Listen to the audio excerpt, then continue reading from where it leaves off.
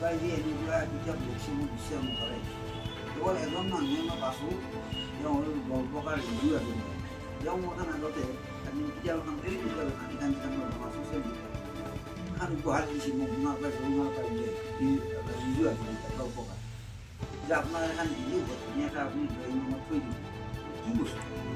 চাওঁ বুলি চাব কিতাপখন হ'ল তেওঁৰ বিবাহ বাৰ্ষিকী 50 বছৰ তাৰমানে তেওঁ বিয়া হোৱাৰ 50 বছৰত পত্নীৰ লগত তেওঁৰ যিখিনি সম্বন্ধ এখন চলোৱা এই ৰিভিউ আছিল এখন সৰু পুষ্টি সৰু একেবাৰে সেইকাৰণে দেখি মোক দি পেলাই কৈছে যে এইখন আপুনি ড্ৰয়িং ৰুমত থৈ দিব এই কিতাপখনে মোক এটা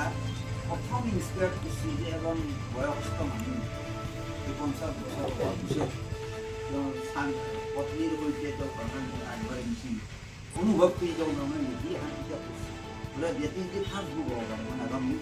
অন্ততঃ এই বিয়া বাৰ্ষিকীৰ লগত লগ লৈ তেওঁ পত্নীৰো কিছু কিতাপ সিদ্ধ কোনবিলাক কথাই অৰ্থনৈতিক জীৱনত আগবাঢ়ি নিবলৈ নহয় হ'ব আৰু তিনিটা মানুহৰ প্ৰতি আস্থাশীল কৰ্তব্যপৰায়ণ হোৱাৰ কাৰণে এই কিতাপখনে নিশ্চয় সহায় কৰিব মই বৰ বিশেষ নকওঁ বৰ আনন্দিত অতিকৈ আনন্দিত ইত্যাদি কৈ মই মোৰ বক্তব্য সামৰণি মাৰিছোঁ